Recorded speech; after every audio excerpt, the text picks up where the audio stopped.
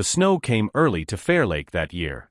By November 1994, the Green Mountains had already buried the small ski town under nearly 4 feet of powder, transforming Main Street into a postcard that tourists mailed home with words like serene and untouched. Locals knew better. Beneath the postcard surface, Fairlake's survival depended on the 6-month migration of seasonal workers who kept the lifts running, cleaned the rental cabins, and served hot chocolate to families who arrived each winter to chase the illusion of purity. Emily Roth was one of those workers.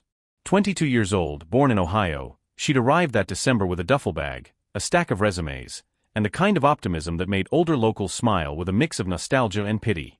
She found a job as a front desk clerk at the Snow Room Lodge, a 30-room inn perched near the base of the northern slope.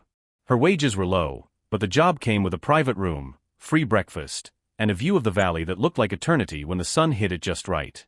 On the night of February 2, 1994, we are very close to our goal of 1,000 subscribers, but I still need your support. Please don't forget to take a second and subscribe to my channel. The Snow Room Lodge was at capacity. A fresh storm had closed Route 117, stranding a dozen guests who'd meant to drive home after the weekend. By 9 p.m., the wind howled through the pine trees hard enough to rattle the windows. Inside, the lobby smelled of cedar, melting snow, and cheap coffee. Emily sat behind the counter checking the nightly ledger, her pen tapping in rhythm with the grandfather clock that stood by the stairwell. At 9:26 p.m., she answered a call from room 203. The guest, a middle-aged salesman from Albany named Victor Larson, complained that the heater was blowing cold air again. Emily apologized and promised to send maintenance. The lodge's handyman, Tom Heller, was already off duty and halfway through a six-pack at the Whistle Stop Bar, so Emily grabbed a flashlight and a set of spare keys. Helping with heaters wasn't in her job description, but in Fairlake, everyone wore more than one hat. By 9:41, Larson saw her pass his door carrying the flashlight. He'd later tell police she smiled, said "Give me 5 minutes," and disappeared down the hall toward the maintenance closet. That was the last confirmed sighting of Emily Roth alive. At 10:10 p.m., a guest from room 209 phoned the front desk to complain that no one was answering. The lobby was empty. The ledger still open, pen resting across a half-written note that read simply, "Check heater 203, back soon." The snow outside had intensified, driven sideways by 40-mile-an-hour gusts.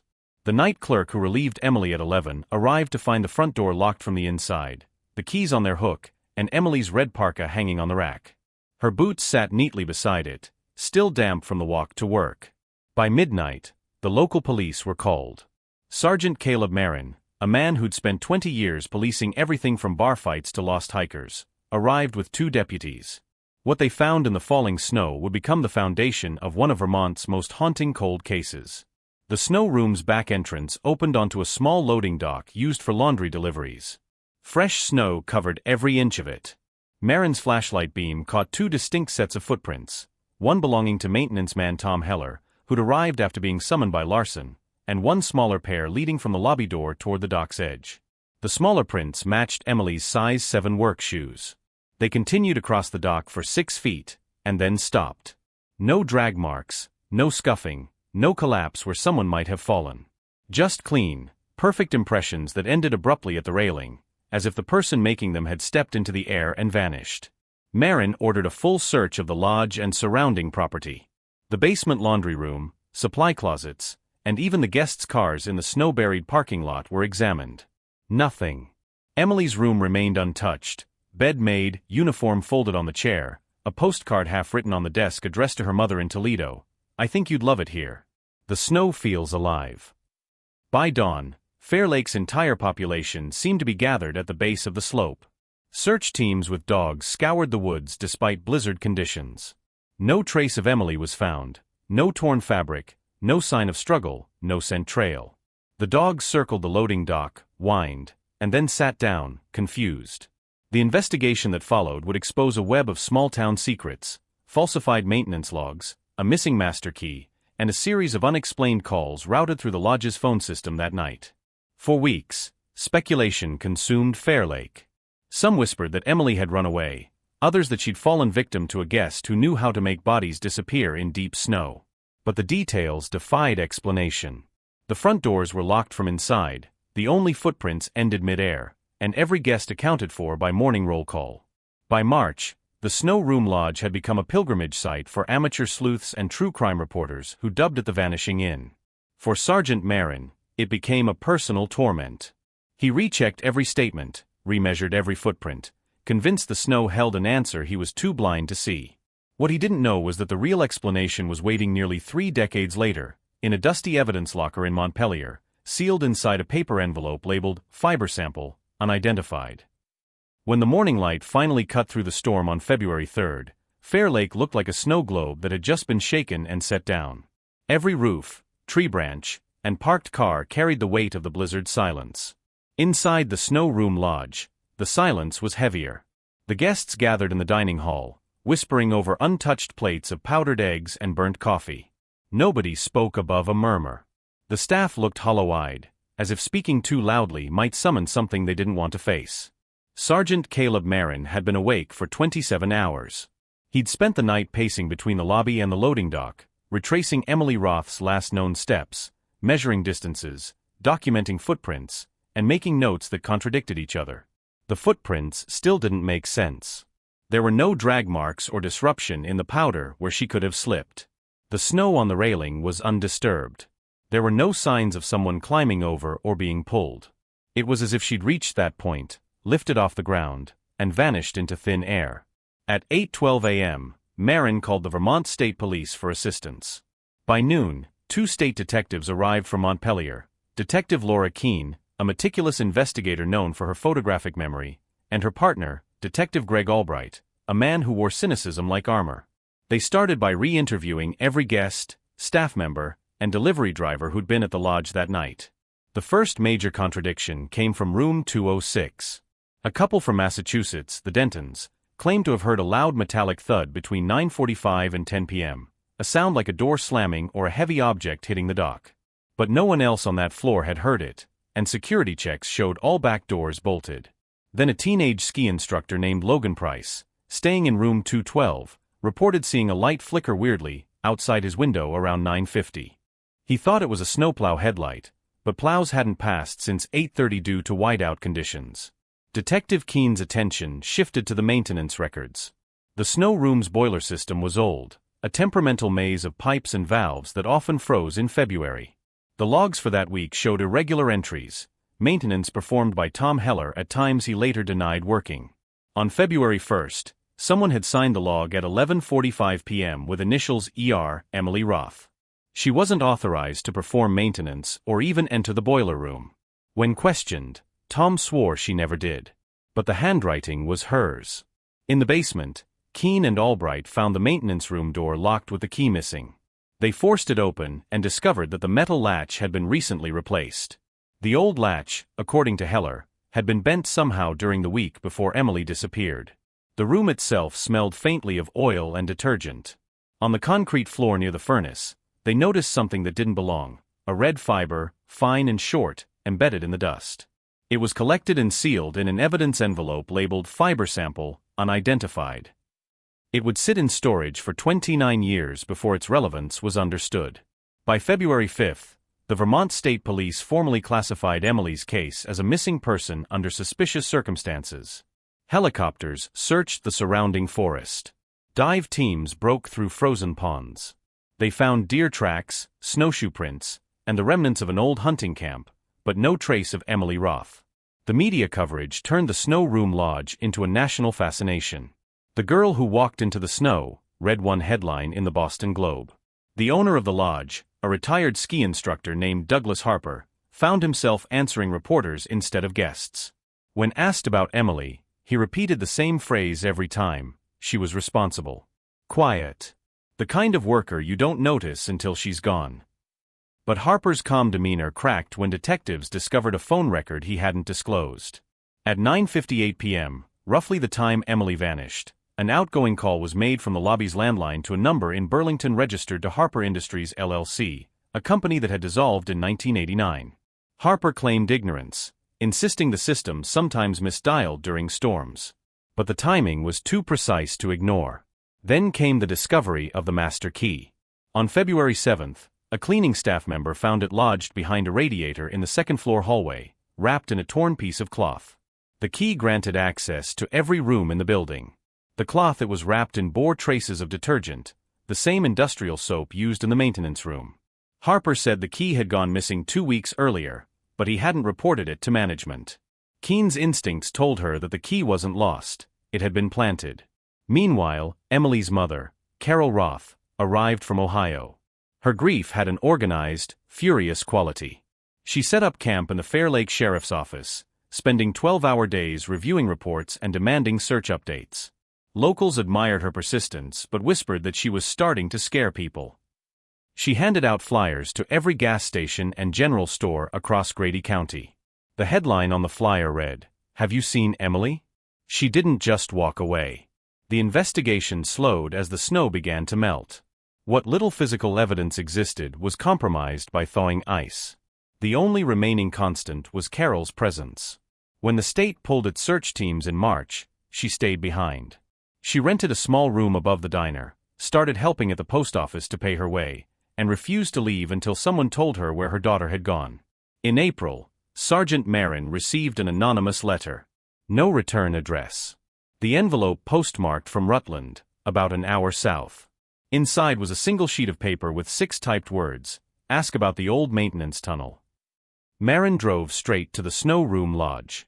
Harper denied knowledge of any tunnel, but Tom Heller hesitated. Under pressure, he admitted there was a disused underground corridor connecting the lodge's basement to the original ski lift building, sealed off after collapse in 1978. The entrance had been walled up behind the storage racks, he claimed, for safety. That night, Marin, Keene, and 2 deputies broke through the drywall behind the furnace. What they found was a rusted steel hatch barely large enough for a man to crawl through. The tunnel beyond it smelled of cold earth and iron. The air was still, ancient. Their flashlights illuminated frozen drips of mineral water hanging like glass teeth. After 30 feet, the passage opened into a wider maintenance chamber. Old tools, broken skis, and empty paint cans littered the floor. In the corner stood an overturned housekeeping cart, and beneath it, a folded piece of paper sealed inside a Ziploc bag. It was a page torn from Emily's notebook. The top half soaked, but legible enough to read 3 words in her tidy handwriting: "He's still here." The discovery reignited the case. Harper insisted the tunnel had been sealed for decades, that no one could have entered it without tearing down the wall. Heller swore he'd forgotten it even existed. But the paper was fresh, preserved by the dry air and sealed plastic. Forensics confirmed the ink matched Emily's pen, found in her room. She had written it within hours, maybe minutes, before disappearing.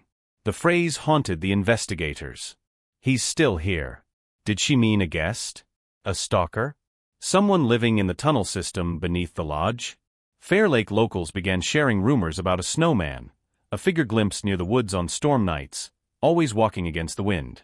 Teenagers dared each other to sneak near the lodge after dark.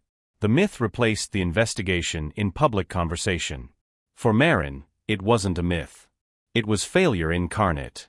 By summer, the Snow Room Lodge shuttered its doors permanently. Harper sold the property to a ski development group and moved out of state. Officially, the case went cold in September 1994.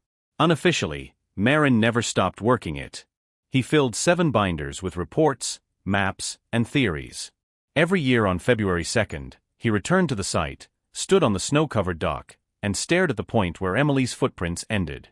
In 2003, after Marin's retirement, the department packed the evidence into cardboard boxes and moved them to the State Archive in Montpelier. The fiber sample from the maintenance room went into storage, mislabeled and forgotten. For 25 years, Fairlake's silence returned. The Snow Room Lodge became luxury condos by 2018.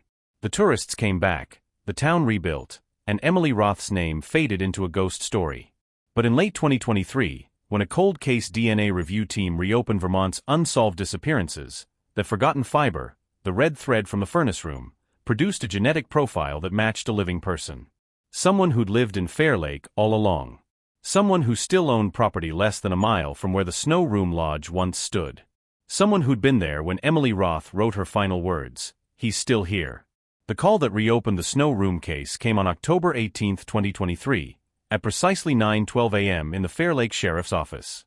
Detective Hannah Duvall, newly assigned to the Vermont Cold Case Task Force, was halfway through her second cup of burnt coffee when the digital alert from the state lab arrived. The message was brief, clinical, but its implications froze her hand. Midair, fiber sample, snow room lodge, evidence #9432ER, DNA partial match to active Vermont resident, Douglas Harper, DOB October 23, 1948. Harper. The original owner of the lodge. The man who had sat through interviews in '94 insisting he barely knew Emily Roth. The man whose company, Harper Industries LLC, had inexplicably called the lodge phone system at the precise minute she vanished. He was 75 now, living quietly in Rutland, collecting pensions and property rent from the condos that had replaced the snow room. Detective Duvall had read the Roth file during her first month with the task force. Everyone did. It was a local legend, a case where the evidence mocked the laws of physics. Footprints that ended midair, a locked lodge, and a note that said he's still here. But she hadn't expected the ghost story to come alive on her watch. She printed the lab report, tucked it under her arm, and drove to Montpelier to pull the archived boxes. There were 11 in total, each coated with decades of dust. The moment she slit open box 3, the smell of cold paper and mildew filled the air like a time capsule from a different century. Inside were Marin's handwritten notes, brittle Polaroids of the loading dock, and an evidence bag labeled fiber sample, unidentified. Inside the bag, a red thread no longer than a matchstick. The chain of custody form showed it had been logged by Detective Keene on February 4, 1994, and sealed the same day. It had sat untouched until a 2023 statewide sweep aimed at digitizing old samples for forensic comparison. The new analysis had used touch DNA, a technique that didn't exist back then, to pull microscopic skin cells from the fiber. The match was partial but strong enough to identify Harper as the likely handler. By noon, Duvall had requested a formal interview. Harper agreed, his tone polite but wary. "I'm happy to help," he'd said, "though I can't imagine how something from 1994 concerns me." When she arrived at his Rutland home, a gray colonial set back from the road, Harper greeted her wearing a cardigan and slippers, the picture of elderly innocence. His living room smelled faintly of lemon polish and old books. On the mantel sat a framed photo of the original snow room lodge, taken decades before Emily Roth ever worked there. The image showed a younger Harper beside a row of smiling employees, including Emily herself. Her expression caught Duvall off guard, bright, unguarded, the look of someone who hadn't yet learned the world's rules. "You kept the photo," Duvall said softly. Harper smiled thinly. "Fairlake was my life for 30 years. I keep pictures of everything." She began gently, asking about the lodge, the winter of '94, the staff. He answered with polished ease, as if he'd rehearsed for decades. But when she mentioned the maintenance tunnel, his fingers twitched. "That old story again," he muttered. "There was no tunnel. Just a drainage pipe. Marin made too much of it." Duvall leaned forward. "The pipe that had a housekeeping cart and a note in a plastic bag?" His gaze hardened. "I don't recall any note." She slid a photograph across the table, the evidence bag containing the page with Emily's handwriting. Harper's face drained of color. For a second, he didn't breathe. Then he reached for the glass of water beside him, his hand trembling. "That girl," he whispered. "She was kind. Always worked late. I told her not to wander alone at night." "Did you tell her that before or after you called the lodge from a disconnected business line at 9:58 p.m.? Duvall asked. For the first time, his mask cracked. The old man looked like someone who'd just glimpsed a ghost. "You people never stop, do you?" he said softly. "After all these years." Duvall thanked him and left, but her instinct screamed. Harper wasn't just remembering, he was defending himself preemptively, preparing for questions she hadn't yet asked. The next day, she visited Tom Heller, the former maintenance worker. Now 64, he lived in a cluttered cabin north of Fairlake, retired and half forgotten. He greeted her with a cautious squint. "I figured this would come back someday," he said before she'd even explained her purpose. Heller's account hadn't changed since '94, but time had worn down his resistance. When Duvall asked about Emily, he hesitated before admitting something new. Harper liked her too much. Always hanging around the desk after hours, offering rides home, telling her she had potential. The kind of talk that sounds like mentorship until it doesn't. "Why didn't you say that back then?" He shrugged. "Because he signed my checks." Because this is Vermont, and people mind their own business. Because she vanished, and I figured saying it out loud wouldn't bring her back. Duvall's report to the cold case unit that evening read like a blueprint for resurrection. DNA match. Motive pattern. Timeline inconsistencies.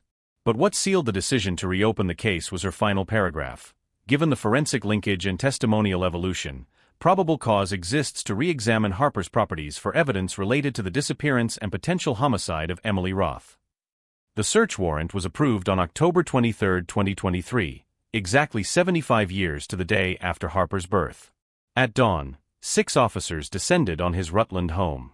They found meticulously organized files, old ledgers, guest lists, employee rosters, but what interested Duvall was the locked cellar door beneath the staircase.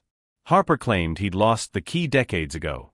When they forced it open, the smell hit first: dust, oil, and something else, something chemical and old.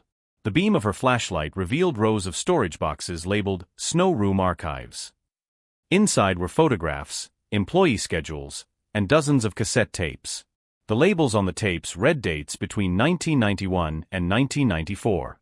They were security recordings, surveillance from the lobby cameras. Harper had told police in '94 that the lodge's security system had failed months before Emily disappeared. That was a lie. The tapes were sent to the lab for restoration. Only 6 were playable, corroded by time. On one labeled February 2, 1994, the footage showed the Snow Room's front desk at 9:20 p.m. Emily sitting behind the counter, writing in the ledger. At 9:26 she answers a phone call, then leaves frame, grabbing her flashlight. At 9:41, she walks past again, heading toward the maintenance corridor. And then, at 9:47, a shadow appears behind the counter.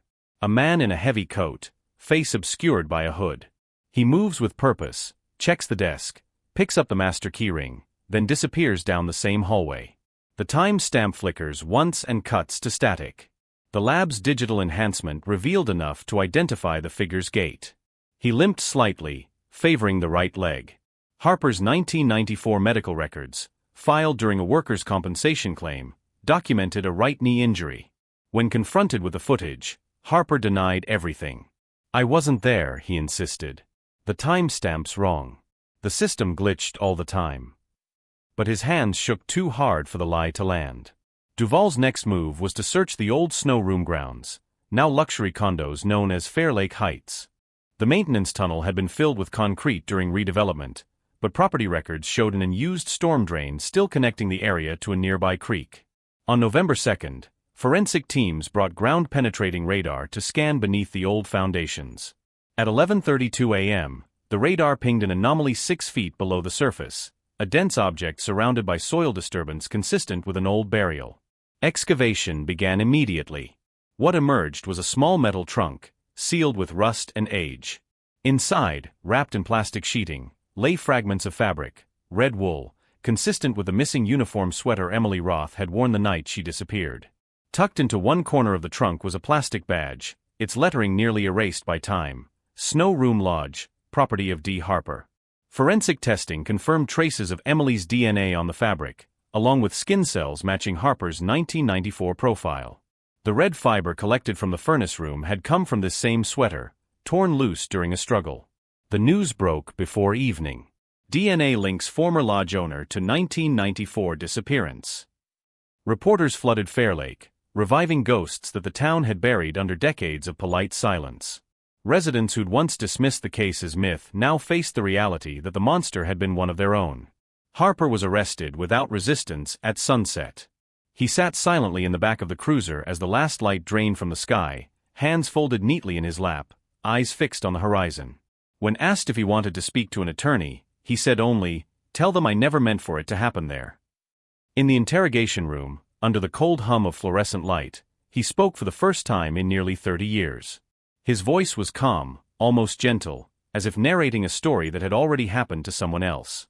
"I heard her down by the boiler," he said. "She was looking for the heater control.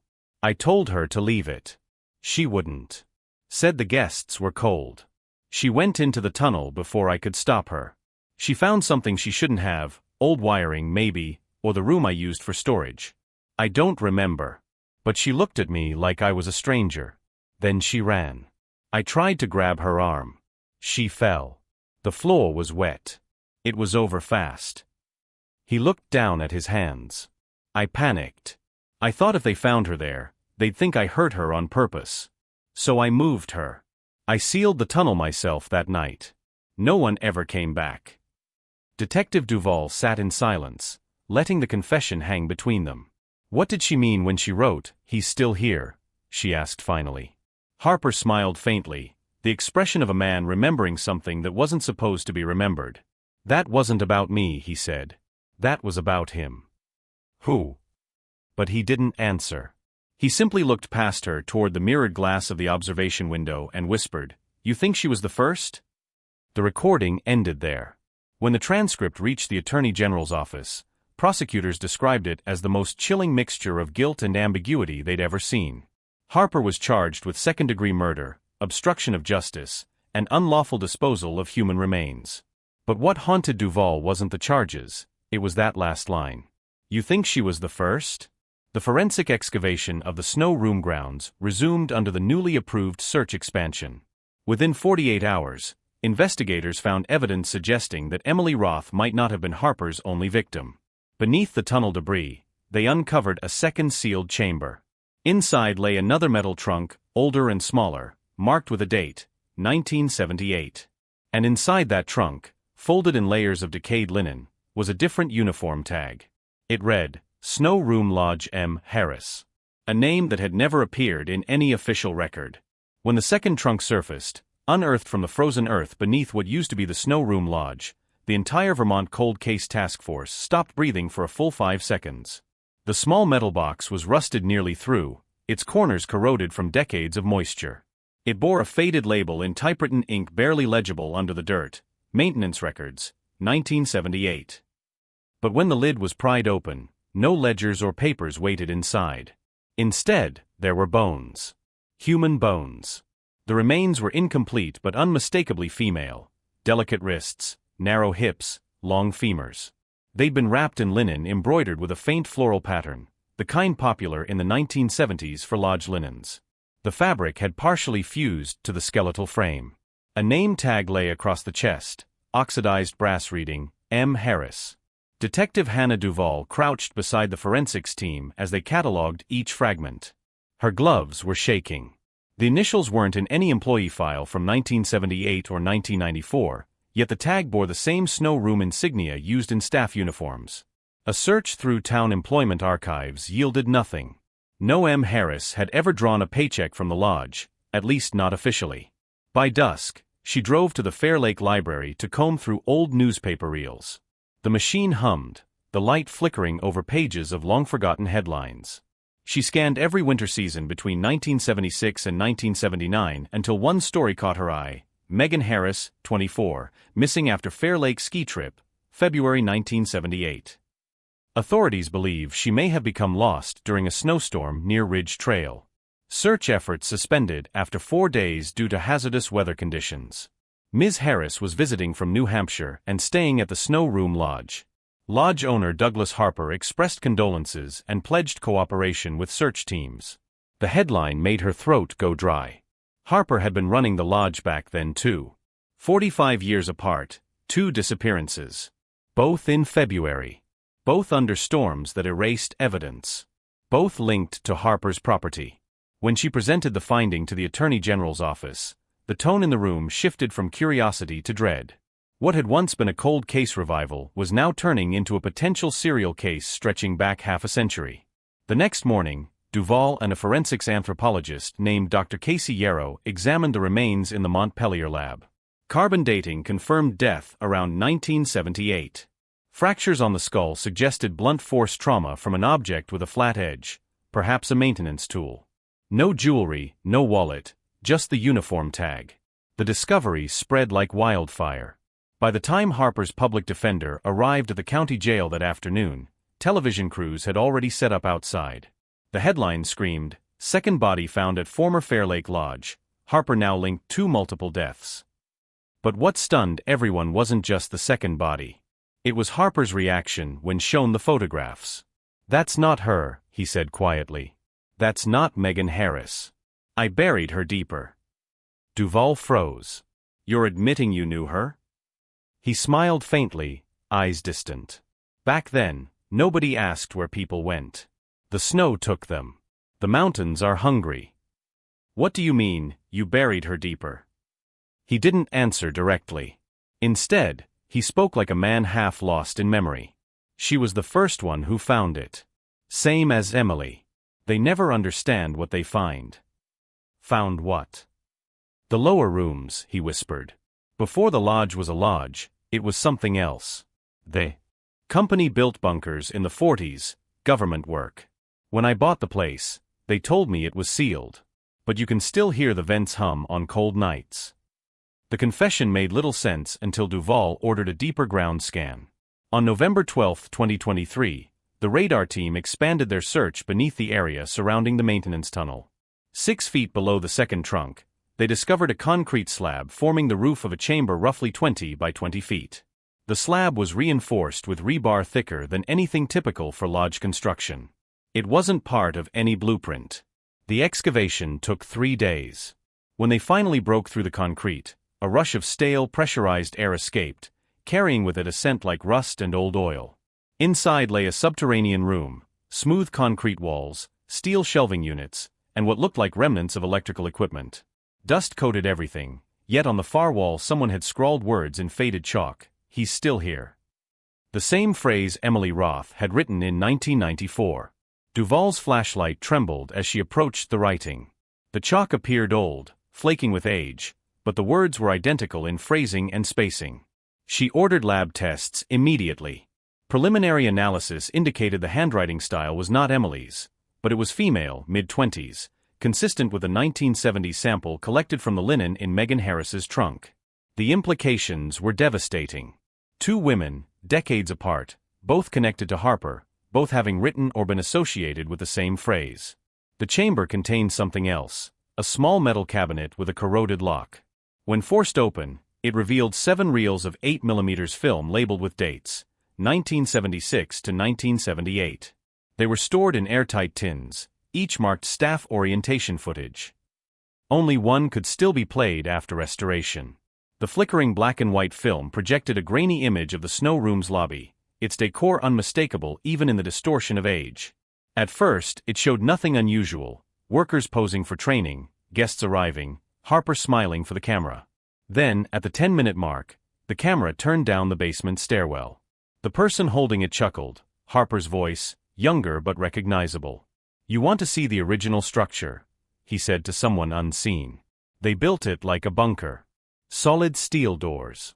You could survive a war down here." The film ended abruptly with the image of a narrow corridor lit by a swinging bulb. When the reel stopped spinning, the projection room fell silent. No one spoke for several seconds until Dr. Yarrow muttered, "That's not a lodge basement. That's military grade." A request for historical records confirmed a fragment of truth. Before becoming a ski lodge, the property had been owned by a wartime contractor, Fairlake Manufacturing Company, which produced communication parts for the U.S. Army during the 1940s. The facility had been partially demolished, sold off in the 1950s, and later converted by Harper's father into a recreational lodge. The tunnels were remnants of the old facility, largely undocumented. Duvall realized with growing unease that both victims, Megan in 1978 and Emily in 1994, had stumbled onto that buried structure. Whatever Harper had been doing down there, he'd used those tunnels as both trap and tomb. The Department of Justice ordered an archaeological forensic dig. Over 3 weeks, specialists recovered fragments of uniforms, rusted equipment, and traces of human hair belonging to at least 2 additional unidentified individuals. DNA results were pending, but even conservative estimates suggested Harper's crimes spanned decades. The media now called him the Snow Room Killer. The Fairlake community splintered. Elderly residents insisted Harper had been a pillar of the town, generous with donations and maintenance help. Others whispered they'd always felt something wrong about him, the way he watched the slopes alone after dark. Carol Roth, Emily's mother, arrived at the excavation site each morning, sitting silently in her folding chair, watching them unearth what was left of the past. When reporters asked how she felt about the new discoveries, she said, "I came here looking for my daughter. I didn't know I'd find everyone else's." The trial preparation consumed the winter of 2023. Harper's defense argued dementia, claiming his confessions were delusions induced by age and medication. But the physical evidence kept growing. Among the recovered items was a rusted key stamped Basement 2 access. It fit perfectly into the lock of the newly opened chamber. The key bore both Harper's fingerprints and partial prints belonging to an unknown woman. Duvall became obsessed. She started dreaming about the tunnels, about Emily's last note and Megan's chalk words overlapping across time. The two women became indistinguishable in her mind. Different decades, same fate. She reread Marin's old notes from 1994, focusing on one overlooked detail, the anonymous letter mailed from Rutland that had first mentioned the old maintenance tunnel.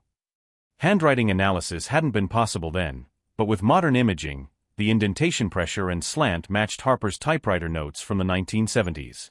He had sent that letter himself, a calculated move to redirect suspicion, to make the discovery look accidental if anyone ever found the tunnel.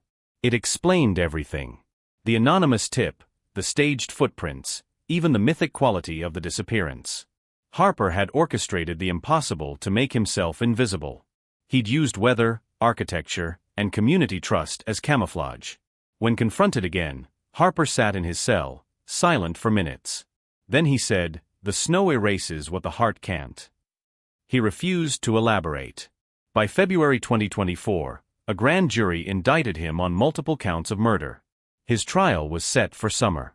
The state built its case on overlapping eras, a pattern of missing women, each vanishing during blizzards, each tied to Harper's property. But just as the prosecution prepared to move forward, a forensic update arrived from the lab. DNA analysis of the unidentified prints on the Basement 2 key had matched a living relative of Megan Harris, a niece in New Hampshire. The genetic similarity confirmed the print belonged to Megan herself, which meant Megan Harris hadn't been buried immediately. She had used that key. She'd opened the chamber before she died. And she was the one who wrote "He's still here." The phrase took on new meaning. It wasn't a warning about Harper. It was about someone else. Someone still inside those tunnels after all these years. When excavation resumed, ground radar picked up movement readings, not just animal burrows, but faint heat traces too regular to be random. The engineers insisted it was impossible. The chambers were sealed. But on February 2, 2024, 30 years to the day after Emily Roth vanished, one of the excavation cameras captured something impossible, a shadow crossing the far end of the tunnel, human-shaped, visible for less than 3 seconds before disappearing into darkness. There were no living personnel inside at the time. The recording timestamp read 9:47 p.m. The exact minute Emily Roth's footprints had stopped in the snow. The footage from February 2, 2024, spread through the cold case division like wildfire. A shadow moving deep within the sealed tunnels, impossible, absurd, yet perfectly framed by the camera's narrow cone of light. For a moment it was just there, a tall human silhouette pausing in the gloom, head turning toward the lens, the faintest reflection like eyes catching the beam, then gone. At first the technicians assumed equipment malfunction. Maybe condensation on the lens, or a shift in debris causing the beam to flicker. But when the forensic engineers scrubbed through the infrared log frame by frame, the anomaly wasn't optical, it was thermal. A body heat signature. 36 degrees Celsius. Human temperature. The readings came from a cavity no one had accessed since the chamber's discovery. The corridor leading there had been sealed during the original 1978 collapse, the one Harper said wasn't worth digging out. Now Duvall stood over the monitor, her reflection pale in the glass, feeling the same creeping sense of unreality that Marin must have felt 30 years earlier when Emily's footprints simply ended. At 10:15 p.m. she authorized a re-entry. By morning, a crew of 5 with respirators and reinforced suits descended through the concrete breach. The air was stale but breathable, heavy with dust and the metallic tang of oxidized steel. Their headlamps cut narrow tunnels through the dark. Every surface dripped condensation, glittering like veins of mercury. The deeper they went, the less the passage resembled a lodge basement. Corrugated metal walls gave way to smooth concrete carved with serial numbers and faded government insignia, FMC 42, the old Fairlake Manufacturing Company code. The floor sloped downward at a subtle angle until they reached a reinforced door sealed with a rusted wheel valve. Duvall watched from the surface monitor as the team worked the valve loose. With a groan that reverberated through the tunnel, the door swung open. Inside lay a chamber untouched by time. On one wall, a bank of equipment, dials, rotary phones, a cracked map of the eastern seaboard dotted with pins. On a table, stacks of yellowed forms stamped property of U.S. Signal Corps. The air smelled of ozone and paper. And in the far corner, the camera caught movement. A shape crouched behind a toppled desk, skeletal, wrapped in what looked like fragments of old uniform cloth. The moment the light hit, it recoiled, shielding its face. The team froze. "Identify yourself," shouted one of the officers, voice echoing. No response, just a hoarse sound, half breath, half animal. When they approached, the figure lunged, then collapsed. It wasn't a living man, it was desiccated remains, the skin parchment thin, preserved by the cold. A name tag hung from the shredded uniform, Lieutenant David M. Heller. The surname struck Duvall like a blow. She radioed the command tent. "Repeat that tag," she said. "Heller," came the reply. "Lieutenant David M." Tom Heller, the maintenance man from 1994, had once mentioned a brother who died young during training. He'd never elaborated. Forensics confirmed the remains dated back to the 1940s. The lieutenant had been part of the original Signal Corps team operating the underground facility. His logbook, still legible, lay beside the corpse. The final entry, dated February 9, 1945, read, "Experiment chamber sealed. Subject 12 still responsive. Orders unclear. Power cut to upper lifts. Cold increasing. God forgive us." Beneath it, a second line in smaller handwriting, written hastily sideways along the margin, "He's still here." The phrase again. The same handwriting style that had appeared in both the 1978 chalk message and Emily Roth's note. Only now it came from the war years, half a century before either woman had been born. The revelation fractured the timeline. It wasn't just Harper's crimes binding the snow room to its ghosts. Something older lived in those tunnels, a continuity of fear stretching from the war to the present. Duvall requested the chamber be sealed pending decontamination. But before the team withdrew, one technician noticed an alcove behind the generator bank. Inside, embedded in the concrete, were a series of glass cylinders wired to rusted circuits, containment pods. 5 of them cracked and empty. One still sealed, frost coating its interior. Inside that final cylinder was a dark shape roughly human in outline, suspended in ice. The footage went black as the crew retreated. At headquarters, Duvall sat alone reviewing decades of case notes. Marin's handwriting, Keene's logs, her own recordings, all repeating variations of the same phrase, like an echo chamber across time. "He's still here."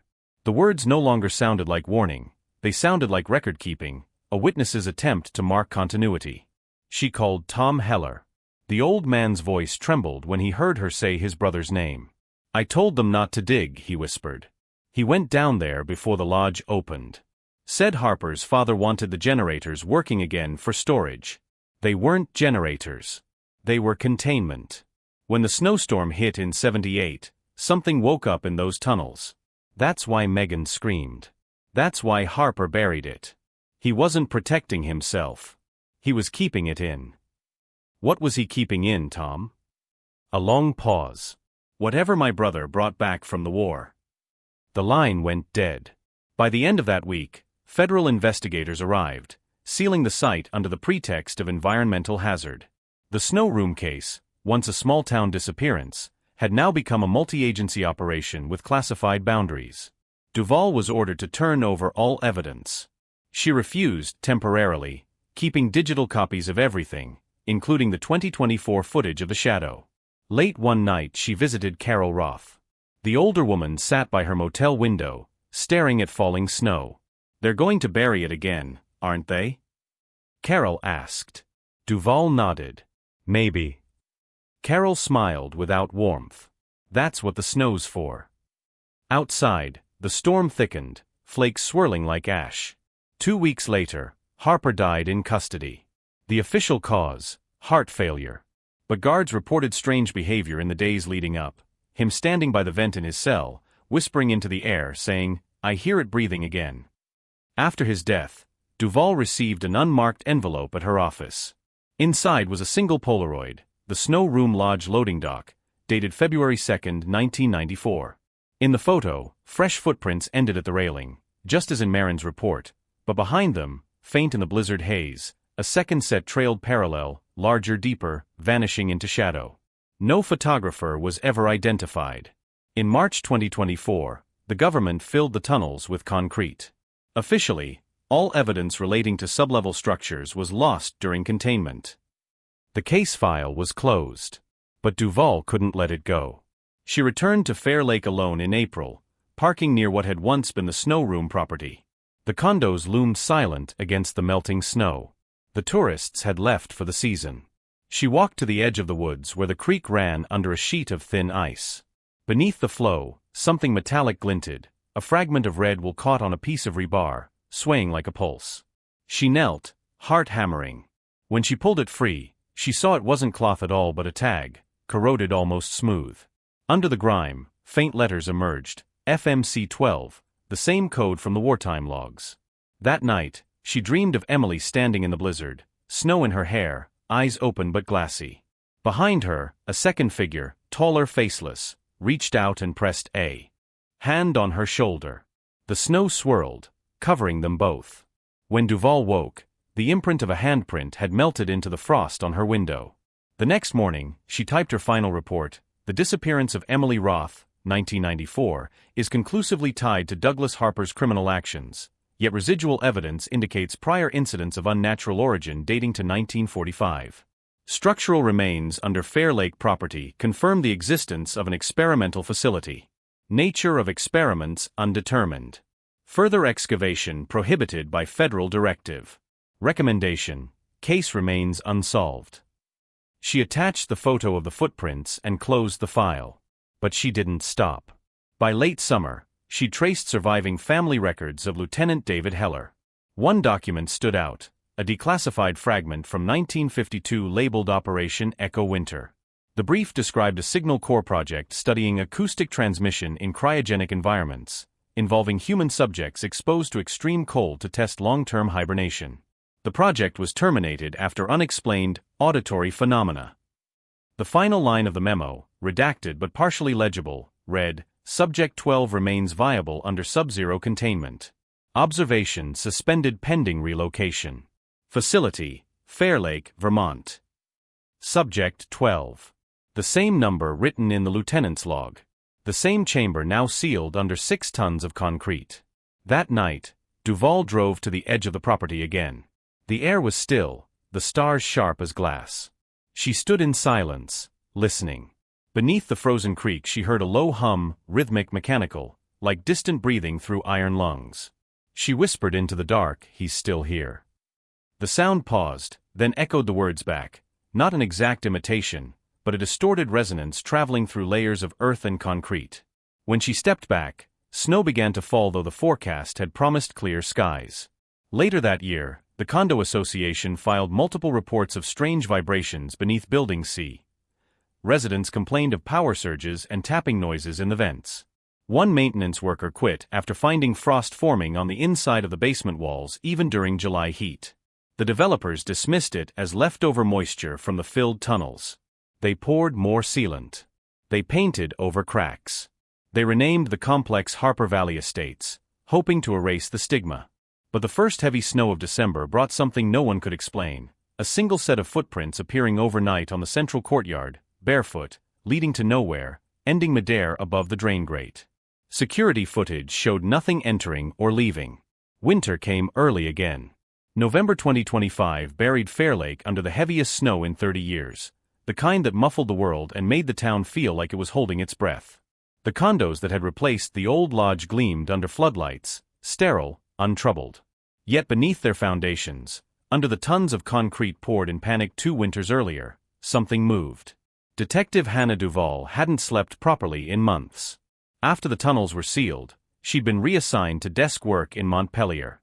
Her reports on Fairlake were labeled inconclusive, stamped with the gray ink of bureaucracy, case closed, non-criminal federal interest.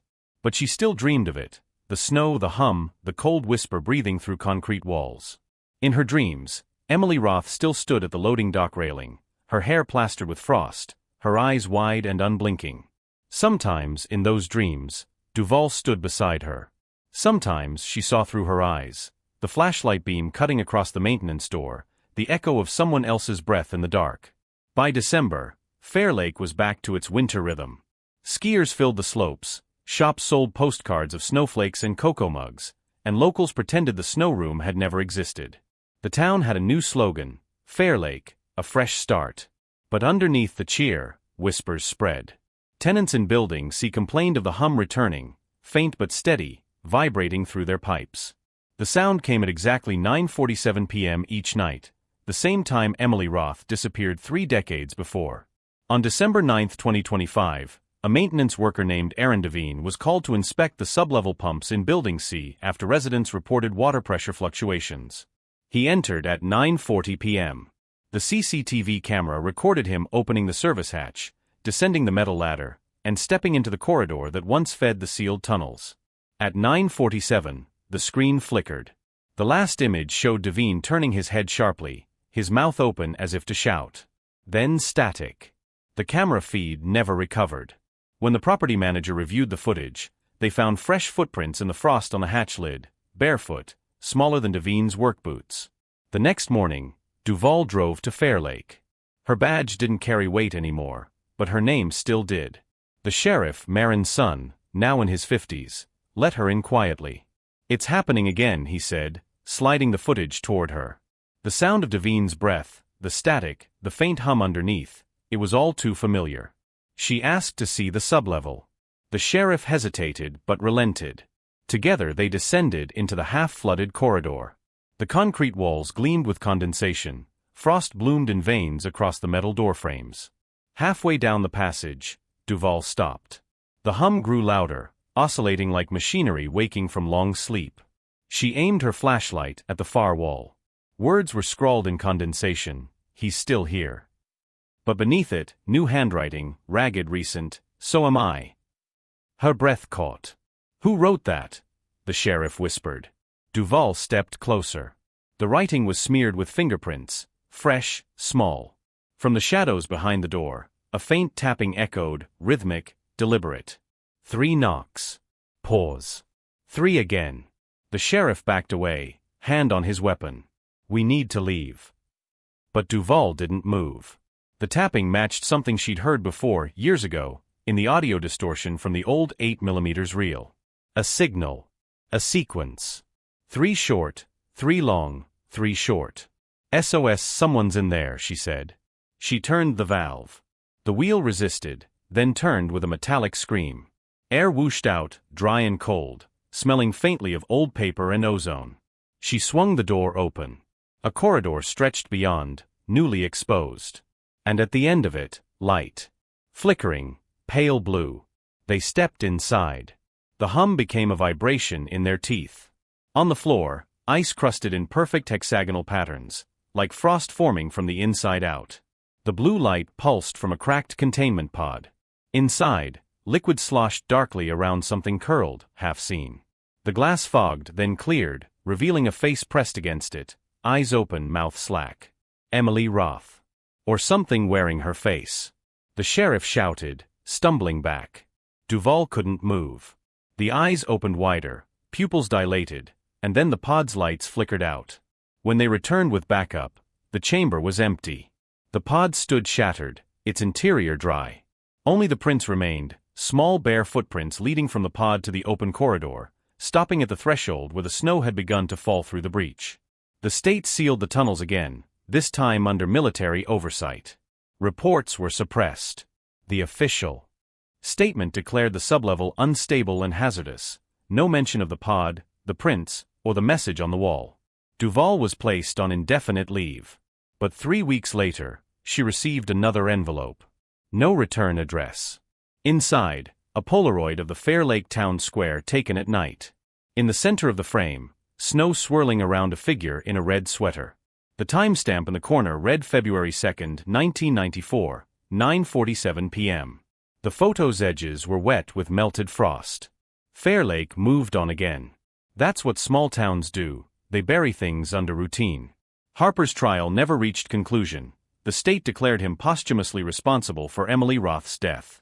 The other victims, Megan Harris, the unidentified remains from the war era, were memorialized with a plaque near the new ski lift.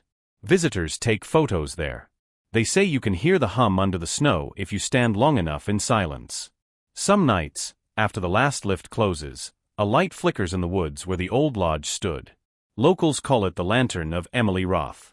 They say it's her spirit searching for the truth, that she's still lost beneath the mountain. Others whisper that it isn't Emily at all, that whatever was sealed down there simply took her name, her face, her memories, and now walks the slopes when the snow is thickest. On February 2nd each year, at exactly 9:47 p.m., the snow falls heavier over Fairlake.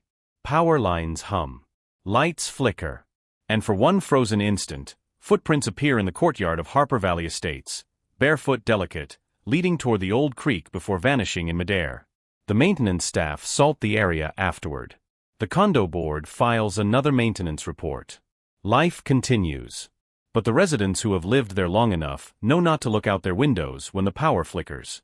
Because if they do, they sometimes see a young woman standing in the snow, her red sweater glowing faintly under the porch lights, eyes lifted toward the mountain as though she hears something calling her back. And if you listen closely, closer than is safe, you might hear the whisper carried through the storm, woven into the sound of wind on ice. A voice neither alive nor gone, older than the lodge, older than the town. It says, gently, patiently, "I'm still here." Then silence. The snow falls. The mountain keeps its secrets. We are very close to our goal of 1,000 subscribers, but I still need your support. Please don't forget to take a second and subscribe to my channel.